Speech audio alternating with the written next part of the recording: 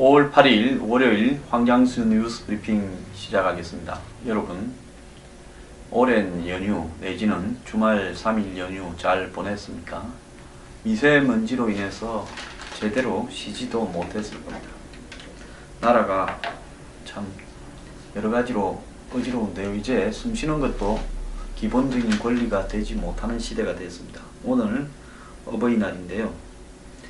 자, 전부 대선에 관심이 있어서 이 어버이들이 굉장히 좀 쓸쓸하지 않을까 생각도 듭니다. 4, 5일 이틀간의 사전투표로 26.06%의 투표율을 기록했습니다. 여기에 더 나아가서 이 투표 당일 내일 오후 8시까지 투표가 진행됩니다. 그래서 일부 언론들은 80% 이상의 높은 투표율을 기록할 것이다, 이렇게 보도도 하고 있는데요. 자, 좀 씁쓸한 느낌이 많이 듭니다. 투표율이 아무리 높으면 못하냐는 겁니다. 이렇게 높은 투표율 속에서 국민들이 이번 투표를 통해서 무언가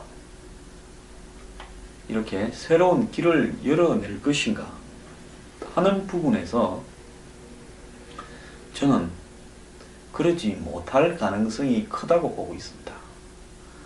제가 이 뉴스 브리핑을 하면서 우리 사회에 썩어 문드러진 여야, 보수, 진보, 중도, 또 좌파, 우파 이런 문제들의 허구를 폭로해 가니까 몇몇 분들은 굉장히 불쾌한지 저 사람은 왜 저렇게 매사에 삐뚤어졌나 이야기를 하고 저한테 대해서 항상 부정적으로 생각하는 사람인 양 댓글도 다는 모습을 봤습니다. 부정적으로 생각하는 것이 아니라 정치의 본질이 그야말로 추악하고 부패하고 타락하고 비양심적이고 불의에 가까운 것이 정치의 민낯입니다. 이런 부분들을 마치 누구를 뽑으면 새로운 세상이 이루어질 것처럼 기대하고 거기에 마치 자기 인생이 걸려있는 양, 자기 아버지나 형제가 출마한 양 그렇게 온몸을 던져서 집중하고 열광하고 하는 행태가요, 저는 그것이 아닐 수 있다라는 부분을 지적하고 있는 것 뿐입니다. 자, 야권도 10년 집권해 봤습니다. 야권 10년 집권한 이후에 다시 보수가 9년 집권을 하다가 쫓겨나고 다시 조기 대선이 치러졌습니다. 야권 10년 전에는 노태우와 김영삼이라는 과도적인 보수의 집권이 있었습니다. 자, 오랜 군부 통치에서 과도적인 색채가 옅어진 이 보수 세력의 집권이 있었고 그 다음에 진보 세력의 10년 집권이 있었습니다. 김대중, 노무현 두 사람이 진보주의자인가 좌파인가 하는 부분에서 이견을 제시하는 사람이 있을 수도 있겠지만은 한국적 현실에서 봤을 때 이념적 지표의 핵심이 될 안보나 또 한미동맹, 친북, 이렇게 친중 이런 부분을 가지고 그 두 정권을 평가해 봤을 때는 어떤 행태로든 좌파 정권이나 이렇게 부를 수 있는 소지가 있다고 저는 보고 있습니다. 그렇다고 좌파가 뭐 꼭 나쁘다, 우파가 꼭 좋다 그런 부분을 이야기하는 건 아닙니다. 이념적으로 그렇게 해석될 수 있다라는 것을 말할 뿐입니다. 자, 그러면 좌파라고 불리우는 것을 듣기 싫어하고 우파라고 불리우는 것을 듣기 좋아하느냐? 저는 그것도 잘못된 부분이라고 보고 있습니다. 자든 우든 정상적이어야 되겠지요. 자, 이런 과정을 거쳐서 군부 독재, 그리고 옅은 색깔의 보수, 그리고 좌파 정권, 그리고 다시 보수 정권 이렇게 이제 거쳐 왔는데요. 여기서 우리가 중요한 부분은 좌우를 다 시켜봐도 시원찮았으니까 한국의 정치 개혁의 본질은 무엇인가를 갖다가 바라보면서 한마디로 보수가 제시하는 미래에서 옳은 것은 받아들이고 틀린 것은 빼고 중도도 그렇고 그리고 진보도 그렇고 이런 식으로 각 정파들이 내어거는 가치 중에서 긍정적인 것은 수렴하고 부정적인 것은 거부하는 형태의 한마디로 좌우에서 택할 수 있는 부분들, 중도에서 택할 수 있는 부분들을 믹스해서 이 시점에 맞는 새로운 한국적 가치를 만들어야 하는 것이 이번 대선이 되었어야 합니다. 자, 그렇다면 안보에 있어서는 저는 한국적 현실에서 보수가 맞다라고 생각을 합니다. 경제에 있어서는 또 사회 문제에 있어서는 지난 80년대 후반과 90년대 중반 그리고 70년대 이런 한국의 사회 경제를 고려할 때요. 자, 한국 경제가 언제까지 성장을 해왔느냐. 90년대 중반까지는 고속 성장을 지속해 왔다고 볼 수 있고 그 고속 성장의 한계가 무너지게 된 것이 97년 IMF 사태입니다. 그래서 최초의 정권 교체가 되었다. 이렇게 봐야 될 거라고 보고요. 그때 이후로는 한국이 중속에서 저속 성장으로 떨어지는 과정이 지속되었습니다. 김대중 노무현 10년, 이명박 박근혜 9년 동안 19년 동안 한국 경제는 중속 성장에서 고속 성장이 멈추고 중속 성장에서 저속 성장의 사회로 갔다는 겁니다. 한 사회가 고속으로 성장만 할 수 있다면 사실상 이 분배에 있어서 다소 문제가 있거나 인권에 있어서 문제가 있더라도 그 사회가 흔들리지 않고 어느 정도는 더 갈 수 있습니다. 하지만 그런 고속 성장의 과실을 통해서 중산층이 형성되고 국민의 다수가 대학을 졸업하고 일정한 이 사회상에 대한 지식을 정보를 공유하게 되는 중산층이 되어갈 때 그 사회는 한마디로 독재자에게는 굉장히 위험한 사회가 될 수 있죠. 박정희식의 압축적, 불균형적 이 집중 성장 방식은 한마디로 전 세계 유례가 찾아볼 수 없을 정도의 성과를 낳았던 것도 사실이고 또 그것이 전두환 노태우까지도 이어지면서 한국 사회를 중진국의 대열에 올려놓은 것도 사실입니다. 하지만은 그것이 결국은 그렇게 해서 성장되어진 중산층의 형성은 기본적으로 민주적인 시스템과 인권을 요구하게 되면서 자기 모순에 부딪히게 됩니다. 그래서 79년에 11.6이 나게 된 동인이 부산, 마산, 부마 사태 항쟁이고요. 그리고 또 5.18로 이어졌고 더 나아가서 그것이 다시 군부 독재로 재연장되었다가 최종적으로 무너지게 된 것이 87년 6월 항쟁이다. 이렇게 봐야 될 겁니다.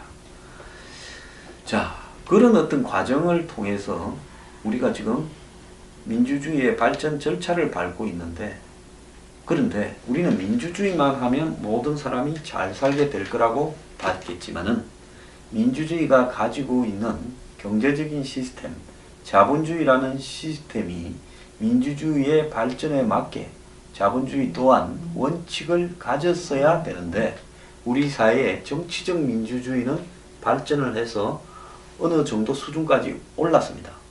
솔직히 말하면 길거리에 집회로서 대통령을 쫓아내고 구속시킬 정도의 수준까지 올라 있다는 겁니다. 그런데 거기에 반해서 우리나라의 이 경제와 관련된 자본주의적 시스템, 흔히 자유시장 경제 시스템은 과연 정말로 자유롭고 시장에서 경쟁을 하는 경제인가라고 봤을 때 자유롭지도 못하고 제대로 된 경쟁도 하지 못하는 한마디로 모순 덩어리로 전락해갖고 그것은 이 민주주의라고 하는 허울을 쓴 상황에서 대통령 그리고 고위관료, 정치인, 법조인, 언론 등 이 사회의 상류 지도층들이 한마디로 경제 부분과 정치 부분을 유착시키는 정경유착을 민주주의의 탈을 쓰고 더욱더 고도화해 왔다라는 겁니다. 자, 한번 지켜보십시오. YSDJ 노무현, 이명박, 박근혜까지 이르기까지 정경유착과 권력형 부패가 없었던 정권이 어디에 있습니까? 지금 거론되고 있는 수많은 각 정권별로 의혹들과 게이트들은 그야말로 빙산의 일각이 드러났을 뿐인 것이고 그 빙산 밑에 잘 해먹고 간 수많은 부패들이 자리 잡고 있는 겁니다. 자, 그렇게 봤을 때 결국 민주주의를 통해서 민주적인 정치인을 국민의 손으로 직접 뽑는 이런 형태로서 우리는 더 나은 시스템을 가질 거라고 생각했지만은 군인에서 부패한 민간 정치인으로서 전환만 이루었을 뿐이지 그야말로 국민을 위한 민주적인 정치인을 여태까지 단 한 명도 보지 못했다라는 겁니다. 좌파 정권 10년을 시켜보니까 부패는 매한가지고 안보는 흔들리고 이념적 가치를 혼란스럽게 만들고 경제에 있어서 능력도 발휘하지 못했다. 라는 측면 때문에 다시 능력 있는 보수, 즉 과거의 군부 독재의 보수보다 이제는 능력 있는 보수를 택한 것이 이명박이고 또 이명박이 능력은 자기 개인적 능력만 보였지 국가를 위한 능력을 보였지 못했다 해서 과거에 한국에서 가장 능력 있는 보수 박정희의 딸 박근혜를 뽑아봤는데 그것은 완전히 환상이었다. 지금 이렇게 된 게 지금까지의 민주화 이후의 선택의 과정 아니겠습니까? 자, 여기에서 우리는 이번 대선에서요 몇 가지 특이한 점은 있어요. 지역주의가 없어졌습니다. 지금 영호남 지역주의가 많이 없어졌어요. 특히 호남에서야 문재인 아니면 안철수인데 물론 안철수로 간 표를 가지고 지역주의가 극복됐다고 할 수 있는가라는 의문은 있습니다. 호남에서는 아직도 지역주의가 남아있지만은 적어도 영남에서는 PK에서는 지금 문재인이 1위를 하고 있고 홍준표와 안철수가 2, 3등을 하고 있는데 최근에는 또 어떻게 됐는지는 모르겠습니다. 적어도 여론조사 직전까지는 그랬고요. TK에서는 홍준표가 1위를 하고 있지만 문재인과 안철수도 상당한 표를 가져가고 있고 특히 영남 지역의 주량 인사들은 완전히 지금 의식 자체가 무너져 버렸다. 지역주의. 또 충청이나 강원에 있어서도 지역주의가 많이 사라졌다. 그래서 역사상 최초로 지역주의가 어느 정도는 무너진 선거다. 그 다음에 카리스마 있는 정치인이 지금 대선 후보로 한 명도 없다. 사실 지금 없는 상황이죠. 과거에 YSDJ 김종필 같은 사람, 또 박근혜 같은 사람, 이명박 같은 사람 이런 카리스마 있는 정치인이 없어진 상황입니다. 그리고 이 이념, 안보 문제가 일부 보수층에 있어서는 막판에 표 집결의 요인으로 될 수 있겠지만은 사실상으로 국민의 절반 이상은 이 문제를 지금 북핵 위기에서 세계적 위기가 도래하고 있음에도 이 문제를 절대적 선택 기준으로 생각하지 않고 있습니다. 그 다음에 도덕적으로 이번에 출마한 5 후보 중에 다수가 문제가 있는 일들이 발생했지만은 그 문제를 절대적으로 생각하지도 않습니다. 그러면 이번 투표를 지배하고 있는 핵심적인 키워드는 뭐냐? 박근혜 투표입니다. 박근혜를 쫓아냈고 적어도 누가 되든 박근혜보다는 낫지 않겠느냐라는 부분이고 한마디로 그 배경에는 경제적 위기 속에서 이런 위기를 집권해 권력의 집권의 위기를 스스로 초래해낸 박근혜 정부에 대한 일종의 불만들을 이번 선거를 통해서 틀어놓고 있는 겁니다. 자, 그런데 이번에 나선 5 후보, 주요 유력 5 후보 모두 어느 정도로는 이 자신의 한마디로 지지 집단에 경사되어 있습니다.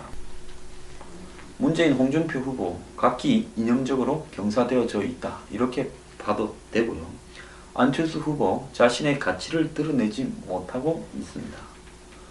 그리고 유승민 후보와 심상정 후보 자신들이 내어거는 앞에 세 사람과는 다른 세상이 무엇인지를 나름대로는 노력을 해서 매니아층을 끌고 있지만은 정확하게 보여주지 못하고 있습니다. 자, 이번 대선이 끝나고 어떤 일이 벌어질까요? 자, 청와대 수석이나 비서실장, 경호실장, 안보실장 등은 곧바로 다음날 정도에 임명할 수 있을 거라고는 봅니다. 취임식은 최대한 국회에서 간소화하고 당선된 대통령이 아마 각 정당들을 당일날 순방을 해야 될 겁니다. 그러지 않고 청와대에 들어오라 어쩌라 이렇게 가서 과거식의 리더십을 보인다면, 글쎄요, 제가 봤을 때 정권이 제대로 꾸려가질 수 있을까라는 우려도 듭니다. 대통령 당선되었으니까 각 정당의 대표들은 청와대로 좀 들어오시오. 그것이 제가 볼 때 향후에 이 나라 정치가 어떻게 될지 한마디로 가늠자라고 봅니다. 그 다음에 장관 총리를 임명을 할 때, 자, 장관 총리 섀도우 캐비넷으로 미리 임명을 하겠다 했다가 한 자리 못 얻은 사람들이 불만을 품고 뛰쳐나갈까봐 그것도 못했습니다. 그런데 이것이 과연 국회에서 동의를 거쳐서 무사히 임명될 것인가? 안 그러면 석 달, 넉 달, 5달을 갈 것인가? 의문스럽고요. 그 다음에 대미, 대북, 한마디로 어떤 정책들이 정상적으로 굴러갈 것인가? 이것도 매우 의문스러운 상황 중에 하나입니다. 결국 혼란은 지속되어 갈 거고, 그 속에서 일정한 혼란이 있은 이후에 균형점을 찾아갈 것인가? 아니면 헤어날 수 없는 더 큰 수렁으로 빠져들 것인가? 그 갈림길만 남아 있다고 보고 있습니다. 일정한 혼란이 지속될 수밖에 없는 것은요, 지금 민주당이 기껏해야 120석 가까운 의석이 있고, 자, 자유한국당이 바른정당 의원들을 입당시켰지만은 결국 110석에 못 미치는 의석을 가지고 있습니다. 더 나아가서 국민의당은 38석 정도의 의석일 거고요. 바른정당은 현재 20석 안팎에 겨우 교섭단체를 이루고 있고, 정의당은 6석에 불과합니다. 그렇기 때문에 지금 국회 선진화법 때문에 180석이 되지 않으면 국회를 제대로 운영할 수 없는데, 과반수인 150석에도 한참 못 미치는 의석들을 가지고 있는 상황에서 국회를 통해서 제대로 집권을 해 가려고 한다면 적어도 두 당 아니면 세 당이, 두 당 가지고도 힘듭니다. 세 당이 힘을 합쳐야 가능한 수준일 겁니다. 자, 예를 들어서 봅시다. 민주당이 120석, 국민의당이 38석 하면 158석입니다. 거기에 정의당 6석, 164석입니다. 거기에 자기들 성향의 무소속들을 좀 더 입당시켜서 어쩐다 하더라도 180석이 안 되는 상황이며, 그러면 거기서 자유한국당과 바른정당 의원들만 덜미를 잡더라도 제대로 끌어가기는 어렵습니다. 그런데 대선 이후에 자유한국당이 집권한다 하더라도 바른정당하고 다 합쳐서도 지금 130석 정도밖에 안 될 건데, 이것이 제대로 된 집권으로 이어질 수 있을 것인가 하는 의문이 남습니다. 결국은 여야 연정 형태의 운영으로 갈 수밖에 없는 부분인데, 이 부분을 망각하고, 자, 우리가 각고의 노력을 통해서 정권을 잡았다, 그래서 우리 나름대로 끌어가겠다라고 갈 때 아마 굉장한 후유증을 남길 것이고, 지금 안보 경제 위기 속에서 이런 후유증들이 지속될 때는 국가적인 어떤 붕괴 차원으로도 이어질 수 있다라는 생각이 듭니다. 자, 그래서 대선 이후에 새로운 공화국이 열리는가 하는 이런 부분에 크게 기대하거나 한마디로 크게 실망할 것도 없고요. 결국 많은 우여곡절을 더 겪어갈 것이고 앞으로 한 6개월은 혼란의 그 자체일 수밖에 없다라는 부분을 우리가 이렇게 지켜봐야 될 거라고 봅니다. 그런 생각을 가져야 돼요. 그리고 그런 혼란 속에서 다행히나마 접점을 찾아가면 나라를 위해서 좋은 일이고요. 접점도 찾지 못한 채 이 혼란이 더 큰 수렁으로 접어드는 양상으로 가게 된다면 그것도 우리의 한마디로 한계라면 한계지 않겠는가 받아들여야 될 거라고 봅니다. 투표에 참여하면 새로운 대한민국이 열린다라는 지금 투표를 권유하는 그런 환상에 너무 기대는 갖지 말기 바랍니다. 뭐 투표는 해야 되겠지요. 할 수 있습니다. 프랑스에서는 마크롱이 당선되었습니다. 중도 무소속이죠. 자, 어쨌거나 프랑스는 우여곡절 끝에 기성정당을 몰락시키는 정치 혁명을 이루었다. 뭐 일단은 그렇게는 설명을 할 수 있겠지만은 우리는 지역주의가 무너지고 카리스마 있는 정치인이 무너지고 안보와 이념도 무너지고 도덕성도 무너졌지만은 그야말로 새로운 방향을 선택하는 그런 투표 행위는 되지 못했다라는 겁니다. 그런 투표의 결과는 무너졌지만 뭔가 의미 있는 결과를 만들어낼 그런 과정은 우리에게는 좀 더 시간이 걸릴 것 같습니다.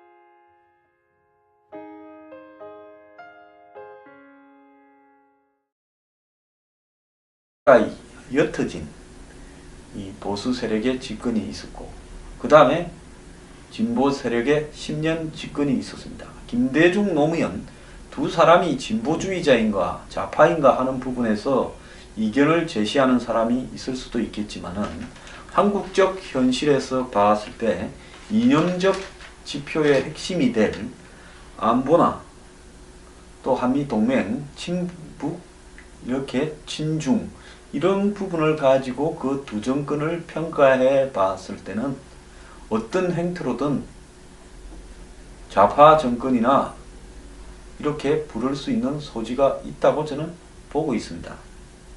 그렇다고 좌파가 뭐 꼭 나쁘다, 우파가 꼭 좋다 그런 부분을 이야기하는 건 아닙니다. 이념적으로 그렇게 해석될 수 있다라는 것을 말할 뿐입니다. 자, 그러면 좌파라고 불리우는 것을 듣기 싫어하고 우파라고 불리우는 것을 듣기 좋아하느냐? 저는 그것도 잘못된 부분이라고 보고 있습니다. 자든 우든 정상적이어야 되겠지요. 자, 이런 과정을 거쳐서 군부 독재, 그리고 옅은 색깔의 보수, 그리고 좌파 정권, 그리고 다시 보수 정권 이렇게 이제 거쳐 왔는데요. 여기서 우리가 중요한 부분은 좌우를 다 시켜봐도 시원찮았으니까 한국의 정치 개혁의 본질은 무엇인가를 갖다가 바라보면서 한마디로 보수가 제시하는 미래에서 옳은 것은 받아들이고 틀린 것은 빼고 중도도 그렇고 그리고 진보도 그렇고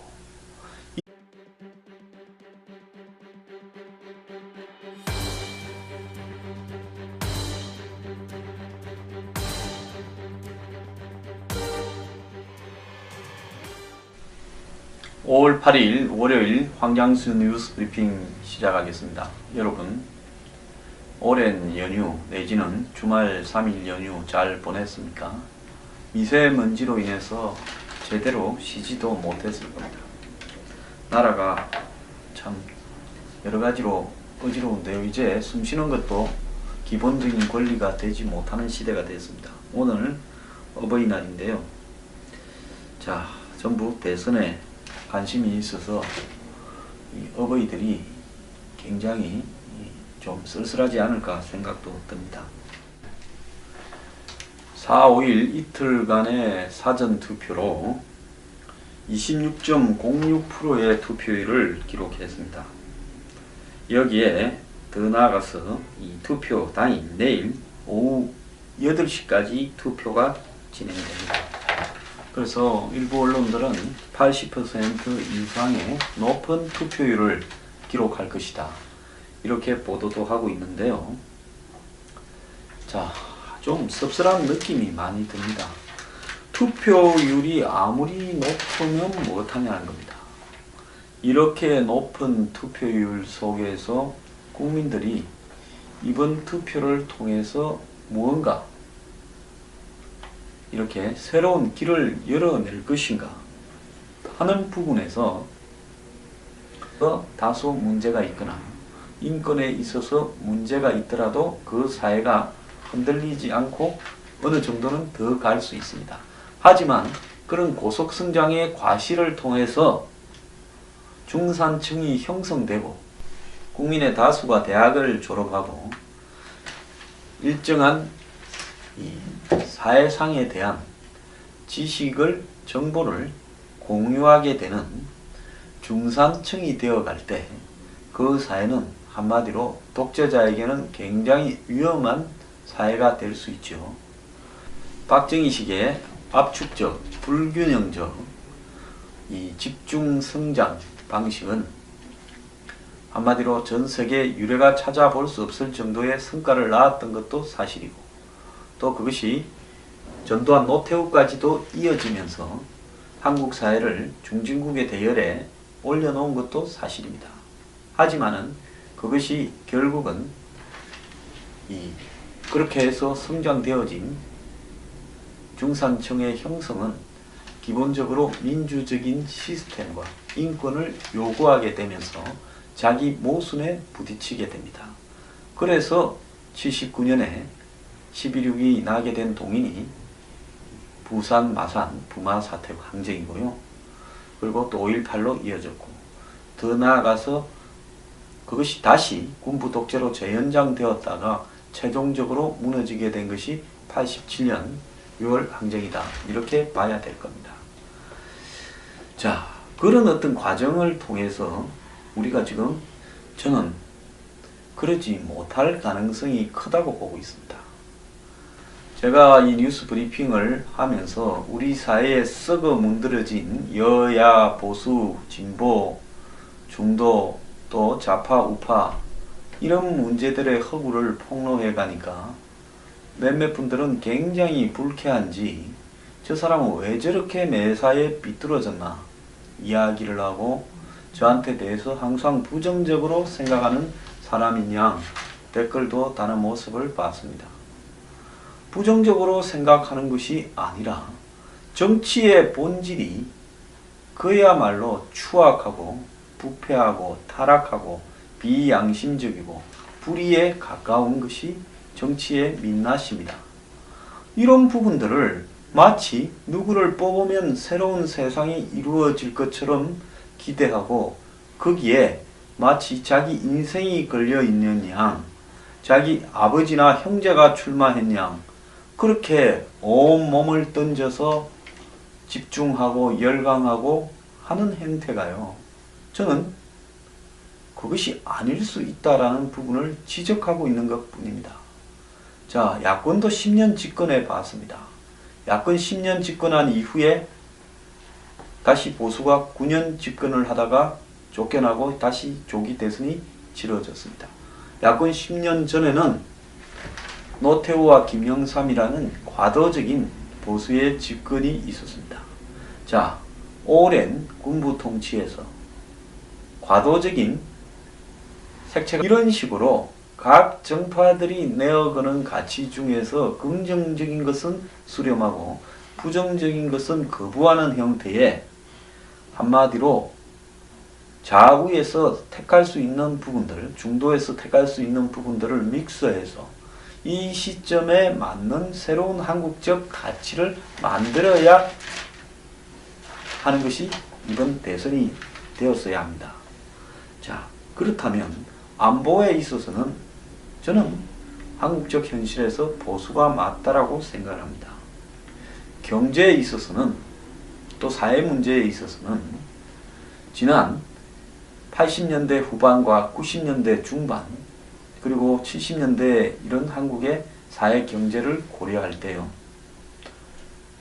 자, 한국 경제가 언제까지 성장을 해왔느냐? 90년대 중반까지는 고속 성장을 지속해 왔다고 볼 수 있고, 그 고속 성장의 한계가 무너지게 된 것이 97년 IMF 사태입니다. 그래서 최초의 정권 교체가 되었다. 이렇게 봐야 될 거라고 보고요. 그때 이후로는 한국이 중속에서 저속 성장으로 떨어지는 과정이 지속되었습니다. 김대중 노무현 10년, 이명박 박근혜 9년 동안, 19년 동안 한국 경제는 중속 성장에서 고속 성장이 멈추고 중속 성장에서 저속 성장의 사회로 갔다는 겁니다. 한 사회가 고속으로 성장만 할 수 있다면 사실상 이 분배에 있어서